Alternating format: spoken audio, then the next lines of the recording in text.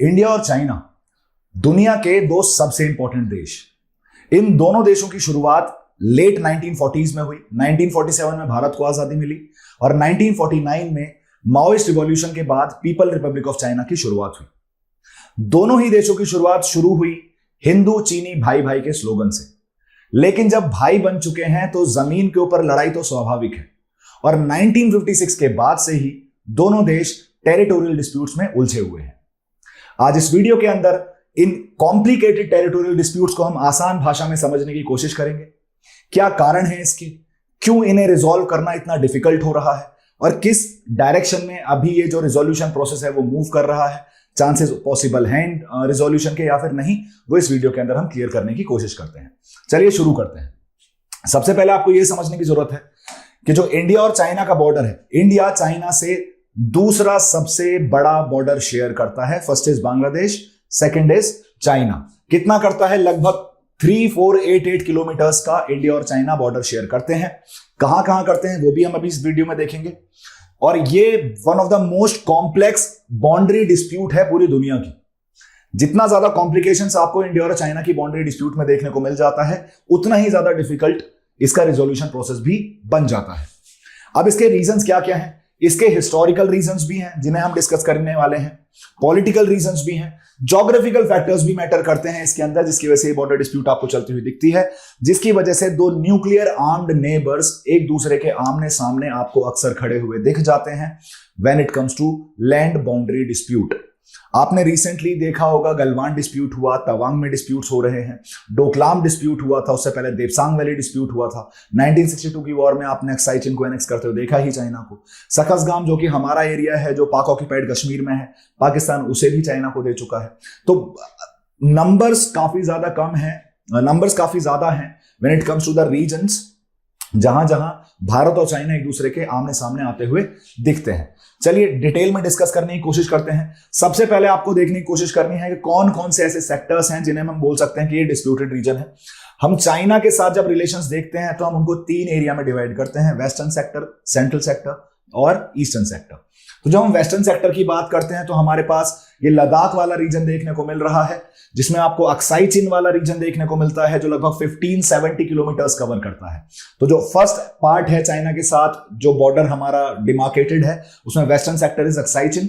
जो central sector है वो 545 किलोमीटर्स का है, that covers Himachal Pradesh and Uttarakhand. And the last one जो ईस्टर्न सेक्टर है, जिसमें सिक्किम और अरुणाचल प्रदेश आते हुए दिख जाते हैं, ये लगभग 1325 किलोमीटर्स आपको डिमार्केट बॉर्डर करता हुआ दिखता है। 3 बॉर्डर में डिवाइड करते हैं। इसको हम बोलते हैं लाइन ऑफ एक्चुअल कंट्रोल और इसको हम बोलते हैं मैकमोहन लाइन। ये लाइन ऑफ एक्चुअल कंट्रोल काफी ज्यादा डिस्प्यूटेड है क्योंकि अलग अलग तरीके से इंटरप्रेट की जा सकती है।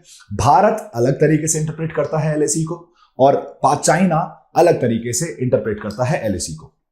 आगे बढ़ते हैं, इनके डिटेल में देखने की कोशिश करते हैं। अगर देखा जाए हिस्टोरिकल लेगेसी, मैंने बोला था हिस्टोरिकल फैक्टर्स इन्वॉल्व हैं, तो अगर हिस्टोरिकली देखा जाए क्या क्या एस्पेक्ट्स हैं जिसकी वजह से डिस्प्यूट अभी भी आपको आगे बढ़ती हुई दिखती है, तो सबसे पहले समझने की कोशिश करिए। ब्रिटिश कॉलोनियल एरा में 1940 के अंदर मैकमोहन ने तिब्बतन के थियोक्रेसी के साथ और उस टाइम पे जो रिपब्लिक ऑफ चाइना हुआ करती थी, जो आज की डेट में आपको ताइवान देखने को मिल रहा है, पीपल रिपब्लिक ऑफ चाइना को कोई एग्जिस्टेंस था नहीं। कम्युनिस्ट चाइना 1914 में एग्जिस्ट करती नहीं थी।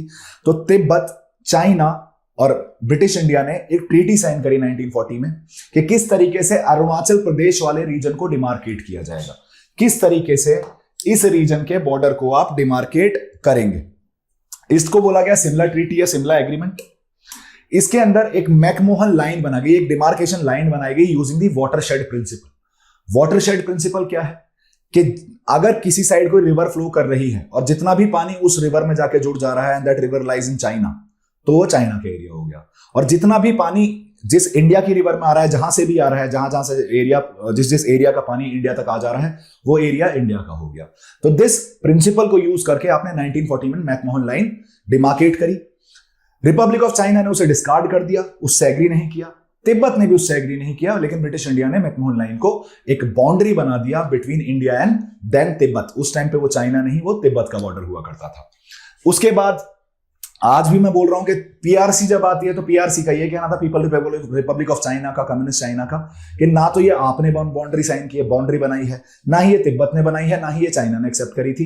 तो जब हम दोनों ने ये बाउंड्री बनाई ही नहीं है तो इसको एक्सेप्ट क्यों करना है, इसके ऊपर हमें दोबारा से डिस्कशन करना है। इंडिया का हमेशा से से रहा है कि नहीं, दिस द फाइनल लाइन, 1950 से यही चल रही है। स्टार्टिंग में आपसे पूछा गया था जब हमारे एम्बेसडर के.एम. पानीकर वहां के प्रीमियर के पास गए थे 1953 के अंदर कि क्या आपको किसी बॉर्डर से दिक्कत है, तब आपने साफ इनकार कर दिया था। तो अब ये वापस इशू उठाना ठीक नहीं है, एथिकल नहीं है। दूसरी चीज, अगर हम वेस्ट की बात करें, वेस्ट की अगर जब हम बात कर रहे हैं तो हमें देखने को मिलता है कि जो अक्साई चिन वाली लाइन है, तो जो दो लाइन बनती हैं। 1865 के अंदर एक लाइन बनाई गई जॉनसन लाइन, और 1893 के अंदर एक लाइन बनाई गई मैकडोनल्ड लाइन। जो जॉनसन लाइन है जो 1865 में बनाई गई, वो अक्साई चिन वाले एरिया को इंडिया के अंदर रखता है, लेकिन जो 1893 वाली मैकडोनल्ड लाइन है वो अक्साई चिन को चाइना के अंदर रखता है। तो ऑफ कोर्स ऑब्वियसली इंडिया जो है वो जॉनसन लाइन को मानता है और जो चाइना है वो मैकडोनल्ड लाइन को मानता है। इसकी वजह से जो LAC है, लाइन ऑफ एक्चुअल कंट्रोल का जो इंटरप्रिटेशन है वो अलग अलग देखने को मिल रहा है, क्योंकि दोनों डिफरेंट एग्रीमेंट्स पे रिलाई करते हैं, बिलीव करते हैं। साथ के साथ अभी भी कोई म्यूचुअली एग्रीड अपॉन बाउंड्री नहीं है हमारे पास, और यह भी बोला जा सकता है कि म्यूचुअली एग्रीड अपॉन बाउंड्री ना होने का कारण है ब्रिटिश कॉलोनियल टाइम्स, जिस टाइम पे उन्होंने without permission of the Tibet, without permission of the China कुछ ऐसी लाइन डिमार्केट कर दी जिससे आज चाइना एग्री करने के लिए तैयार नहीं हो रहा है। तो हम ये भी बोल सकते हैं this is a colonial tension which has been forwarded to us. Britishers एक ऐसा रायता फैला के गए जो 75 साल बाद भी आजादी के, 77 ईयर्स बाद भी आजादी के रिजॉल्व नहीं हो पा रहा है। आगे बढ़ते हैं, इन लाइन को थोड़ा डिटेल में देखने की कोशिश करेंगे। ये जो आपको लाइन देखने को मिल रही है, this is the Johnson line जो 1865 के अंदर डिमार्केट की गई थी। अब इसमें आपको सीधा सीधा देखने को मिल रहा है का part of Xinjiang, part of Aksai Chin सीधा भारत के अंदर लाई करता है। 1893 की जो मैकडोनल्ड लाइन है या मैकार्टनी मैकडोनल्ड लाइन जिसे बोलते हैं, वो इस लाइन की बात करती है जो अक्साई चिन वाले रीजन को चाइना के एरिया में कंसीडर करता है, और यही डिस्प्यूट का एक मेजर रीजन है जिसकी वजह से अक्साई चिन या LAC पर आज भी आपको तनातनी देखने को मिल जाती है। LAC की अगर बात की जाए, LAC हमारा डिफैक्टो बॉर्डर है, खुद ही एक मेजर सोर्स का डिसएग्रीमेंट है, क्योंकि इंडिया और चाइना के डिफरेंट परसेप्शंस हैं LAC को लेकर, जैसा मैंने आपको बताया, जिसकी वजह से आपको कंटिन्यूअसली कंफ्लिक्ट देखने को मिलते हैं। चाहे वो तवांग रीजन में जब हम मैकमोहन लाइन के कंफ्लिक्ट की बात कर रहे हैं, वहां भी बेसिकली क्लैरिटी नहीं है बॉर्डर को लेके, यहां LAC पे भी क्लैरिटी नहीं है बॉर्डर को लेके। सेम गोज विद भूटान के अंदर डोकलाम में 2017 में दोनों आर्मीज, इंडिया और चाइनीज आर्मी एक दूसरे के आमने सामने आके खड़ी हो गई थी, तो वो भी एक कंफ्लिक्ट है। तो चाहे आप डोकलाम टेंशंस की बात करें, चाहे आप गलवान वैली कंफ्लिक्ट की बात करें, चाहे आप तवांग कंफ्लिक्ट की बात करें, दोनों साइड्स एक दूसरे के साथ काफी डिकेड से आमने सामने खड़ी दिखती हैं, कंफ्लिक्ट में दिखती हैं। क्लियरली डिमार्केटेड LAC का ना होना एक मेजर रीजन है, जिसकी वजह से जो सिचुएशन है बॉर्डर के ऊपर वो हमेशा वोलेटाइल बनी रहती है, और हमेशा डर बना रहता है कि कहीं एस्केलेशन ना हो जाए, दोनों आर्मी आपस में भिड़ ना जाए। अच्छी बात यह है कि 1993 और 1996 के अंदर हमने कुछ मिलिट्री और बॉर्डर एग्रीमेंट साइन किए थे। 1993 के अंदर हमने peace and tranquillity at border agreement sign किया था, जिसमें आर्म्स आप यूज नहीं कर सकते within 50 kilometres of border. इसी वजह से आपको गलवान वैली में बंदूकें चलती हुई नहीं दिखी, आपको हैंड कॉम्बैट होता हुआ देखा। तो रिजोल्यूशन के कुछ इनिशिएशन हमने पहले भी लिए थे, आगे भी लेने की जरूरत है, डिसएंगेजमेंट की जरूरत है। पेट्रोलिंग एग्रीमेंट हमने रिसेंटली किया है, that is also a good initiative. आगे बढ़ते हैं। ये जो आपको रीजन देखने को मिल रहा है, ये है आपको एक रीजन देखने को मिलता है, दैट इज सकसगाम वैली। ये जो सकसगाम वैली है ये पाक ऑक्यूपाइड कश्मीर में थी। 1962 में जब हम वॉर हारे तो पाकिस्तान ने थाली में रखकर ये चाइना को प्रोवाइड कर दी एज इफ ये उन्हीं की है, जबकि ये एक डिस्प्यूटेड रीजन है। इसके अंदर लगभग 252 ग्लेशियर्स प्रेजेंट है। 252 ग्लेशियर्स प्रेजेंट होने की वजह से ये बहुत ही ज्यादा इंपॉर्टेंट हो जाती है, क्योंकि जब हम सिलिकॉन वेफर्स की बात करते हैं, जब हम सेमीकंडक्टर्स के सिलिकॉन वेफर्स की बात करते हैं, तो उसको बनाने के लिए आपको फ्रेश वाटर अवेलेबिलिटी चाहिए। एक 10 सेंटीमीटर का सिलिकॉन वेफर बनाने के लिए आपको लगभग 10,000 लीटर्स ऑफ फ्रेश वाटर चाहिए, और वो चाइना को कौन प्रोवाइड करा रहा है? वो 250 ग्लेशियर्स प्रोवाइड करा रहा है। रिसेंटली लद्दाख में भी हम सिलिकॉन वेफर्स की इंडस्ट्री लगाने की बात कर रहे हैं फॉर द सेम रीजन, क्योंकि ये जब मेल्ट करना शुरू करेंगे तो फ्रेश वाटर लद्दाख की तरफ आता हुआ दिखेगा, और हम नहीं चाहते हैं चाइना उसे किसी भी तरीके से डाइवर्ट करे फ्रॉम इट्स नेचुरल पाथ।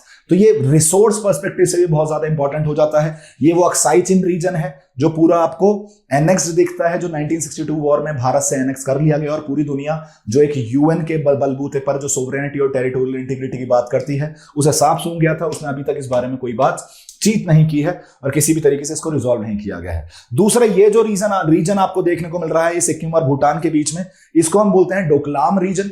यहां भी आपको कॉन्फ्लिक्ट देखने को मिली थी 2017 में, जिसके बारे में ऑलरेडी डिस्कस कर चुका हूं।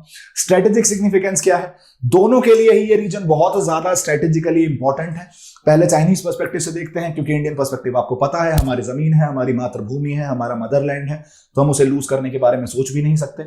ये थोड़ा ज्यादा कॉम्प्लिकेट कर देती है इसकी strategic importance. For example, India और चाइना दोनों ही जो डिस्प्यूटेड रीजन है, मतलब दोनों ही कंट्रीज डिस्प्यूटेड रीजन को सिक्योरिटी और नेशनल सिक्योरिटी और रीजनल इन्फ्लुएंस के हिसाब से बहुत इंपॉर्टेंट तरीके से देखते हैं, बहुत स्ट्रेटेजिक तरीके से देखते हैं। For example, Aksai chin, China के लिए अक्साई चिन इसलिए जरूरी है क्योंकि वो तिब्बत और जिनजियांग रीजन को कनेक्ट करता है, और सिमिलरली अरुणाचल प्रदेश इसलिए जरूरी है क्योंकि तिब्बत के साथ उसका डायरेक्ट कनेक्शन है।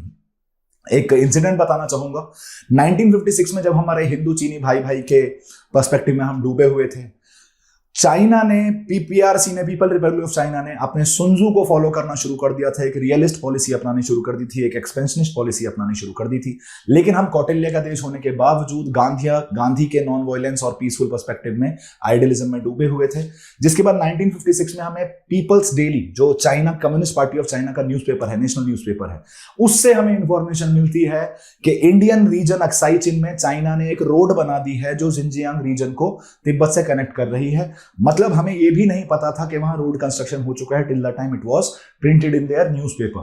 तो कहीं ना कहीं आइडियलिज्म की एक लिमिट होनी चाहिए, आपको रियलिस्टिक पर्सपेक्टिव में थ्रेट को भी एनालाइज करना चाहिए, गॉज करना चाहिए, और उसके लिए प्रिकॉशियस भी रहना चाहिए। तो हिस्टोरिकल और कल्चरल टाइज की वजह से और स्ट्रेटेजिक इंपॉर्टेंस की वजह से अक्साई चिन के ऊपर चाइना कंटिन्यूअसली क्लेम करता है। अरुणाचल के ऊपर तवांग रीजन के अंदर वो उसे जंगनान का नाम दे चुका है। वो बोलता है अरुणाचल प्रदेश का जो नाम है वो साउथ तिब्बत है, जिसे वो जंगनान नाम से बोलता है। वहां की डिस्ट्रिक्ट्स को वो रीनेम कर चुका है। बट कहीं ना कहीं डिफरेंट जो कॉम्प्लिकेसी है इस चीज की, जो कॉम्प्लेक्सिटी है, वो और ज्यादा बढ़ती हुई दिख जाती है। कंपटीशन जो है रिसोर्सेज को लेकर हिमालयन रीजन के अंदर, वो भी कंटिन्यूअसली बढ़ता हुआ दिखता है, जिसका एग्जांपल मैंने आपको सकसगांव वैली के साथ देने की कोशिश करी। आगे बढ़ते हैं। अगर रीसेंट डेवलपमेंट देखा जाए तो इंडिया और चाइना ने रिसेंटली एक डील साइन करी है, पेट्रोलिंग एग्रीमेंट साइन किया है। लेकिन यह समझने की कोशिश करिए, जो पेट्रोलिंग एग्रीमेंट है गलवान वैली के बाद पहली बार हुआ है। कौन कौन से रीजन में हुआ है? देपसांग रीजन में और देमचौक रीजन में हुआ है। पर समझने वाली बात यह है कि रास्ता बहुत लंबा है, जर्नी जो है वो बहुत बड़ी है। अभी आपके लिए एक पहला स्टेप है, पर step in the right direction. दूसरी चीज, ये जो आपने पेट्रोलिंग एग्रीमेंट किया है इसकी डिटेल्स अभी सामने नहीं आई है, या अभी भी इसके अंदर ओपेसिटी बनी हुई है। नहीं समझ में आ पा रहा है कि बफर जोन को लेकर कंफ्लिक्ट है, या फिर पेट्रोलिंग जो होगी वो कब से स्टार्ट होगी, किस तरीके से स्टार्ट होगी, कौन कौन से रीजन्स में स्टार्ट होगी। अभी अच्छी बात है कि हमने एटलीस्ट इनिशिएशन तो लिया, डिसएंगेजमेंट की शुरुआत तो हुई। लेकिन इतनी बड़ी जर्नी में जब आपने ये छोटा सा स्टेप लिया है तो आपको मेक श्योर करना है कि इस स्टेप से आप पीछे ना जाएं, अब आगे ही बढ़ते हुए दिखें, और वो जो रिजोल्यूशन की जर्नी है उसमें आप आगे बढ़ने की कोशिश दोनों साथ मिलकर करते रहें। क्योंकि दोनों का राइज करना वेस्टर्न हेजेमनी को खत्म करने के लिए या काउंटर करने के लिए जरूरी है, और दोनों अपनी अपनी जगह इंपॉर्टेंट हैं। चाइना का राइज, इंडिया का राइज, एशिया के राइज के लिए बहुत ज्यादा इंपॉर्टेंट है। और ये कहना कि दोनों साथ में राइज नहीं कर सकते, ये एक बेवकूफी है।